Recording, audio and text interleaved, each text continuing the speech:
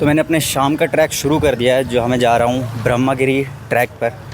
और शाम को मैं इसलिए जा रहा हूँ क्योंकि मैं वहाँ पे सनसेट देख सकूँ। और अगर मैं आपको उस जगह के बारे में थोड़ी इन्फॉर्मेशन दूँ तो ब्रह्मागिरी जो माउंटेन है वो रॉकी माउंटेन है और वो गोदावरी नदी का बर्थ प्लेस है। और गोदावरी नदी जो है वो इंडिया की सेकेंड लार्जेस्ट रिवर है। उससे पहले गंगा आती है, फिर गोदावरी आती है जिसको गौतमी भी कहते हैं, एंड उसको दक्षिण गंगा भी कहते हैं क्योंकि वो साउथ इंडिया की सबसे बड़ी रिवर है। ट्रैक का रास्ता जहाँ से स्टार्ट होगा वो तो मंदिर के रास्ते में ही है, जो त्र्यंबकेश्वर ज्योतिर्लिंग है उसके रास्ते में ही है, फिर आगे से कहीं चेंज होगा। हो गए। अब मंदिर वाले रास्ते से मैं थोड़ा हट के चल रहा हूँ क्योंकि अब यहाँ से रास्ता चेंज हो गया है, जहाँ से ब्रह्मागिरी ट्रैक का जो स्टार्टिंग पॉइंट है वो आएगा। तो गाइस ये एक कुंड है जहाँ पे गोदावरी का जो पानी है उस ब्रह्मागिरी ट्रैक से, मतलब ब्रह्मागिरी जो पर्वत है उससे यहाँ पे आता है।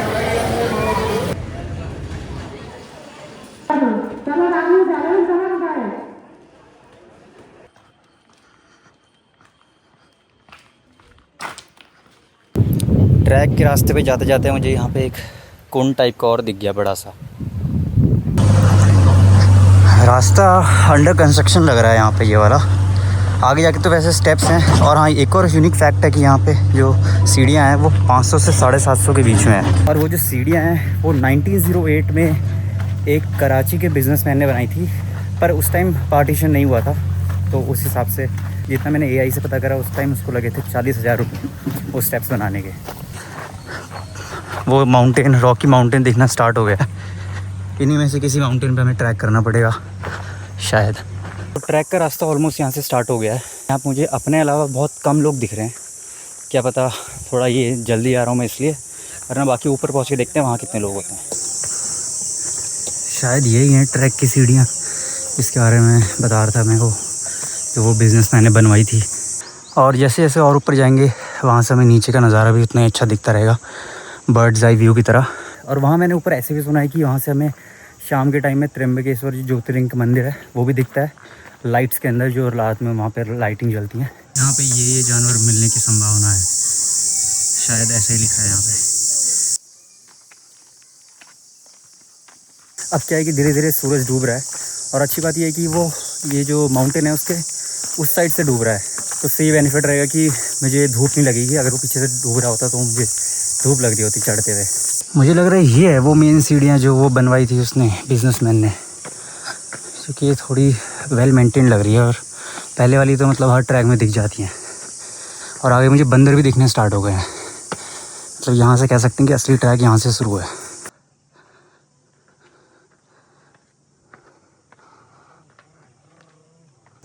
यहाँ से नीचे का व्यू कुछ ऐसा दिख रहा है।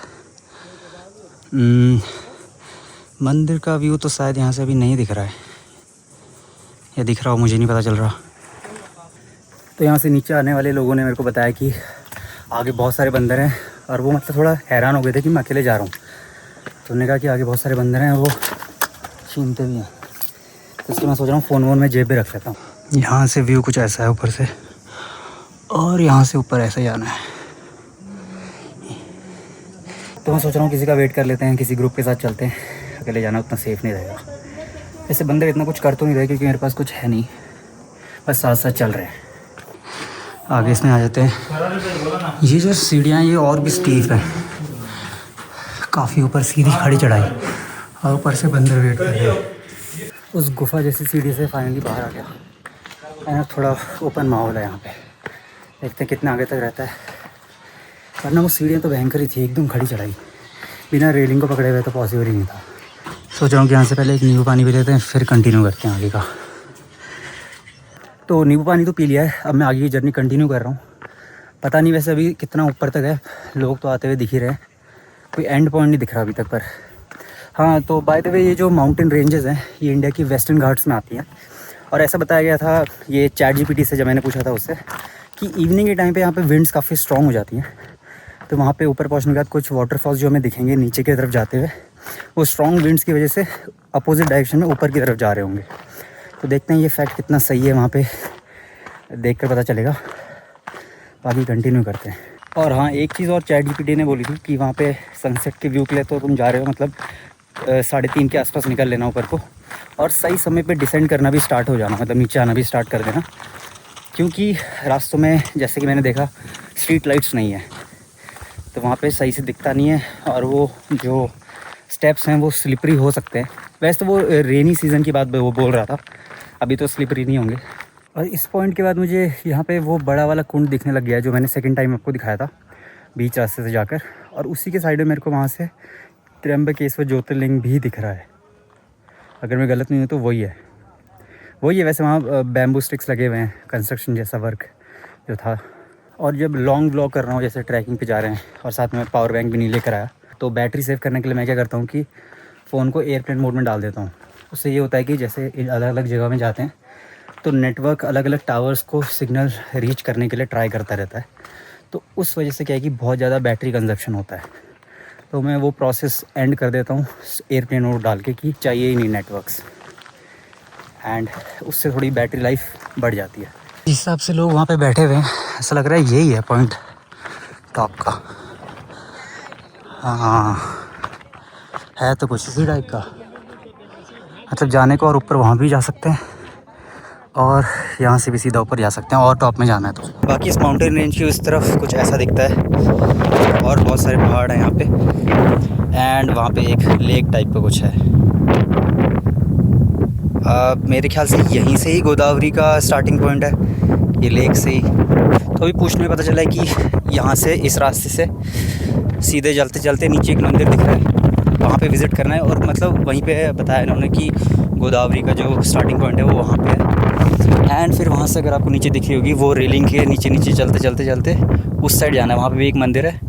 वहाँ पे बताया जा रहा है कि जो शिव जी हैं उन्होंने अपनी जटाएँ से गोदावरी नदी को रोका था या कुछ किया था, तो फिर वो पॉइंट वहाँ पे है, वहाँ से देख सकते हैं। और फिर वहाँ से घूमते हुए वापस इस पॉइंट पे आ जाना है, तब तक सनसेट भी हो जाएगा शायद, क्या पता उससे पहले ही हो जाए।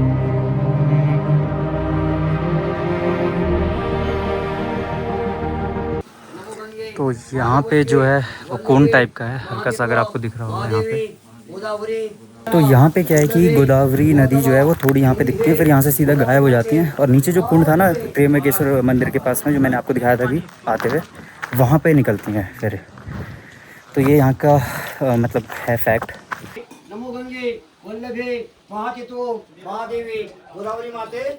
चलते हैं नीचे नीचे वाले रास्ते से। अच्छा ये देखो सीधा गहरी खाई।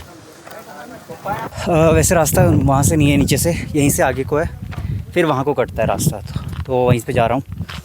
एंड ये वाला पॉइंट देख लिया, अब उस वाले एंड का पॉइंट देखना है कि वहाँ पे क्या है। वहाँ पे भी एक टाइप का मंदिर ही है जैसे यहाँ पे था,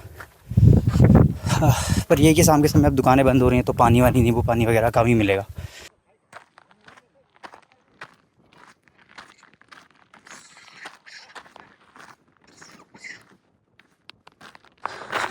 आगे बंदरों का झुंड दिख रहा है, पर ये ओपन एरिया है तो इतना ज़्यादा डेंजरस नहीं है, पर फिर भी फ़ोन को टाइट से पकड़ना पड़ेगा। अब यहाँ से सीधा सीधा ऐसे चलते रहना है उस वाले पॉइंट तक, वहाँ पे मंदिर है अगर आपको दिख रहा हो, बस वहीं तक ही जाना है। एंड आते टाइम में उस वाले रेलिंग से आ रहा था, वहाँ से मैंने नीचे का व्यू दिखाया था आपको। अभी भी सनसेट होने में काफ़ी टाइम है, तो अगर हम आराम आराम से भी चलें तो भी हो जाएगा। पर वो ये फिर मैं सोच रहा था पानी की दुकानें बंद हो गई हैं, प्यास लग सकती है, हल्की हल्की तो लगी रही है अभी भी, देखते क्या करना है। ये क्लिफ देखो कितना सही लग रहा है, और यहाँ पे लोग हैं, यहाँ पे खड़े होके जूम में क्या सही फ़ोटो आएगी, टेलीफोटो लेंस लगा के। वहाँ से चलते चलते यहाँ पे आ गया और यहीं से अब नीचे जा रहा हूँ। यहाँ से भी देखो सीधा नीचे खाई है, कुछ गिरेगा सीधा नीचे जाएगा, एक टाइप से जैसे गुल्लक का नहीं होता ऊपर वाला छेद, यहाँ से सिक्का डालते हैं सीधा नीचे जाता है।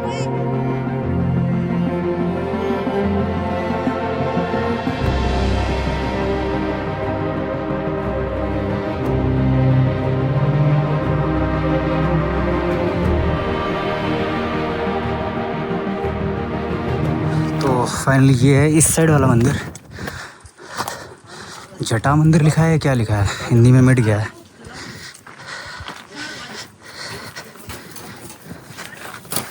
मंदिर के साइड में ही कोन टाइप का भी है, गंदा पड़ा है जो। एक मंदिर के पीछे भी देख के आते हैं क्या है, फिर अंदर जाते हैं जूते खोल के।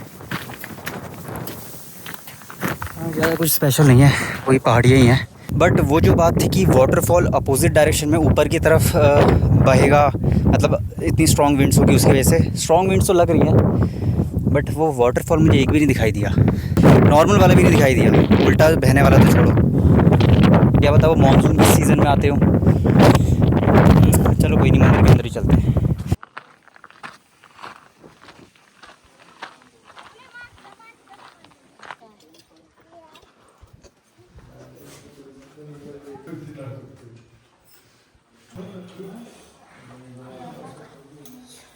अब दोनों मंदिर तो मैंने देख लिए हैं, लेकिन सनसेट होने में अभी भी बहुत टाइम है, तो मैं सोच रहा हूँ कि क्या करूँ, सनसेट के लिए यहाँ पे रुकूँ या ऊपर पहुँचते ही सीधे वापस नीचे का रास्ता शुरू कर दूँ, क्योंकि दुकानें भी सब बंद हैं, पानी होगा नहीं और वेट करके कोई फ़ायदा नहीं, क्योंकि यहाँ पे सिर्फ पूरा खाली जगह ही है, बैठ के बोर ही होंगे। चलो फिर भी ऊपर जाके देखते हैं, पहले ऊपर तो पहुँचें फिर डिसाइड करता हूँ।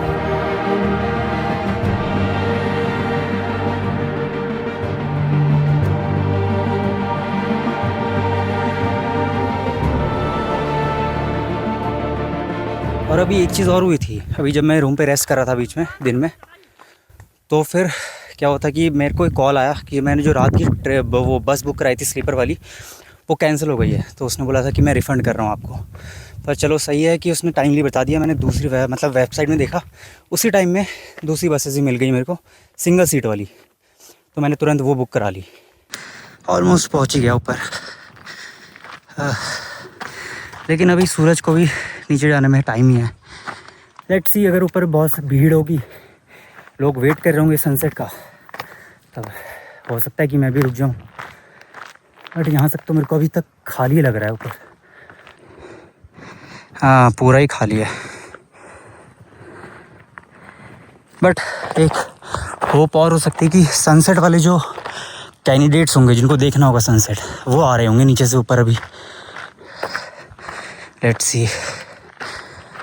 हाँ, नीचे भी पूरा सुनसान लग रहा है, तो मैं सोच रहा हूँ वापस से नीचे चलता हूँ। इतनी देर वेट करके भी यहाँ क्या करूँगा अकेले। सनसेट होने में अभी भी बहुत टाइम लग रहा है मेरे को, अभी भी काफ़ी ऊपर ही है सूरज।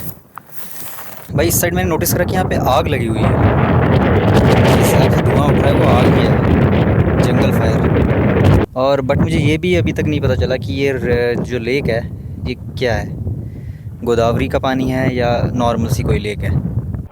ये बीच वाला पहाड़ ऐसा नहीं लग रहा कि जैसे मोदक का या फिर मोमोज का टॉप हो। थोड़ा वेट कर करके मैंने 6:30 बजा दिए हैं वैसे, लेकिन अभी पूरा ही खाली है। और सनसेट के थोड़ा मतलब सनसाइन उस टाइप की होने लग गई, गोल्डन आवर की। पर रुकना सही नहीं है अभी भी, क्योंकि नीचे उतरना ज़्यादा सूटेबल रहेगा अभी अगर मैं उतर जाऊं तो। बाकी पहाड़ के दूसरी जगह से भी आग के धुएँ निकल रहे हैं, पर अभी भी मेरे ख्याल से रुकना सही नहीं रहेगा। चलते हैं नीचे ही, रात को फिर मुझे वापस बस भी लेनी है नासिक की, तो उतरते ही हैं। और हाँ, एक बात मैं बताना भूल गया कि जो मैं सुबह त्र्यंबकेश्वर ज्योतिर्लिंग गया था, वहाँ पे जो यूनिक टाइप का ज्योतिर्लिंग था, मतलब जो अंदर से होलो स्ट्रक्चर था नीचे से, और उसमें 3 छोटे छोटे ज्योतिर्लिंग टाइप के, मतलब शिवलिंग टाइप के थे। तो उनकी पूजा जो होती है, मैंने यूट्यूब में देखा कि ऐसे होती है, जैसे स्पाइडरमैन का नहीं होता हाथ, तो उन तीनों को हमें ऐसे छूना होता है एंड फिर वहाँ पे पूजा होती है। मतलब हमें तो नहीं करने दी, पर जनरली जो पूजा होती है वहाँ पे वो ऐसे होती है। और शाम का नज़ारा कुछ ऐसा है यहाँ से। अभी शाम के टाइम में सारी दुकानें बंद हो गई और इलाका बिल्कुल सुनसान हो गया है। आपको दिख रहा होगा मेरे पीछे कोई नहीं है, चारों तरफ कोई नहीं है। तो मैं अब समझ रहा हूँ कि क्यों ChatGPT ने कहा था कि जल्दी डिसेंड करना स्टार्ट कर देना, नीचे आना स्टार्ट कर देना, क्योंकि एक तो लाइट नहीं है, ऊपर से इलाका पूरा सुनसान रहेगा। अब चलते चलते वो जगह भी आ गई, गुफा वाली सीढ़ियाँ, आपको दिख रहा होगा। यहाँ से एकदम आते समय तो एकदम खड़ी चढ़ाई थी, अब यहाँ से एकदम नीचे होगा। देखो ऐसा नहीं जैसे किसी कुएं में जा रहे हो। यहाँ पे बंदर लोग भी एक्टिव हो गए। अंदर से भी उसका कुछ ऐसा है। ओए भाई, अंधेरे में तो यहाँ तो भयंकर ही होता होगा। तो अभी इतना अंधेरा टाइप हो गया यहाँ पे थोड़ी रोशनी आई, फिर दोबारा नीचे की एकदम ढलान वाली।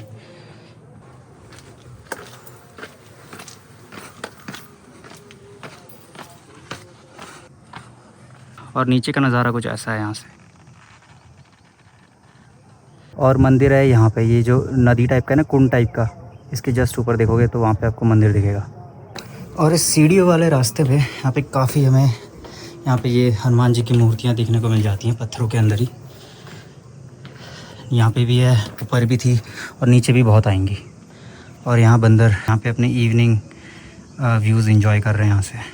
मे भी ये लोग डिस्कशन कर रहे हो कि आज तुमने कितने केले चुराए, कितने पानी की बोतलें ली, जो लोग आए थे यहाँ से उनसे।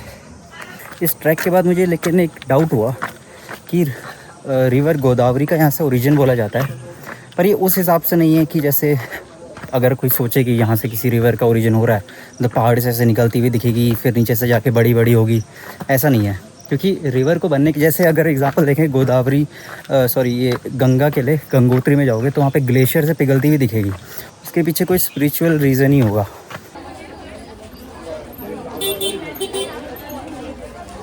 कुछ यूनिक हो रहा है। बैल को लेकर स्टेज लगा रखा है।